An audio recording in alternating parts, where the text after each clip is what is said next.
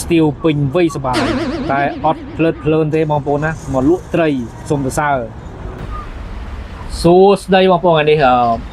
ជិះម៉ូតូមកកន្លែងលក់ហើយក៏ឃើញអូនមនុស្សនៅក្មេងសក់រៀងពោលឿងវាសក់មាសហើយតែចេះរស់ស៊ីលក់ត្រីបងប្អូនឥឡូវកុំឲ្យខាតពេលយូរខ្ញុំទៅថតកន្លែងគាត់លក់ត្រីទាំងអស់គ្នាឲ្យបងប្អូនបានមើលថាយើងគួរទៅសើក្មេងប៉ុណ្ណឹងគាត់អាចចេះរស់ស៊ី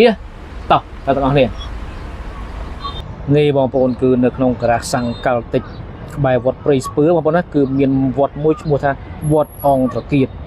ហើយតាមបណ្ដោយផ្លូវនោះគឺមានរោងចក្រនៅសងខាងអញ្ចឹងណាហើយក៏មានគេលក់ដូរហោហែដល់ឡែកនេះបងប្អូនម្នាក់នេះខ្ញុំឃើញគាត់នៅក្មេងទេបងប្អូនការលេងខ្ញុំគាត់និយាយថានៅស្ទៀវប៉ុន្តែស្ទៀវនេះមិនមែនស្ទៀវធម្មតាដែលបរហោះម៉ូតូហើយតាមផ្លូវពីលាវ៉ាសាយអីទេបងប្អូនគឺគាត់មានអាជីពជាអ្នកលក់ត្រីហើយត្រីគាត់នោះគឺសម្បូរបែបបងប្អូនមានតាំងពីត្រីងៀតត្រីស្រស់មានត្រីឆ្លូញមានត្រីគេហៅអីគេត្រីដែងត្រីផ្ទុកត្រីប្រាអីគឺថាមានសឹងតែគ្រប់ត្រីទាំងអស់ហើយបន្ថែមមនុស្សក៏មានគ្រឿងសមុទ្រដូចជាបកាជាដើមណាហើយនិយាយប្រទេសឆ្លូញបងប្អូនណាមកចកាទៅ5000ទេហើយអ្វីដែលឲ្យខ្ញុំទៅសើគាត់មិនដាច់ពីមាត់នោះគឺខ្ញុំទៅសើថាគាត់នៅក្មេងបងប្អូនមើលសក់គាត់និយាយថាមានថាស្ទៀវអញ្ចឹងណា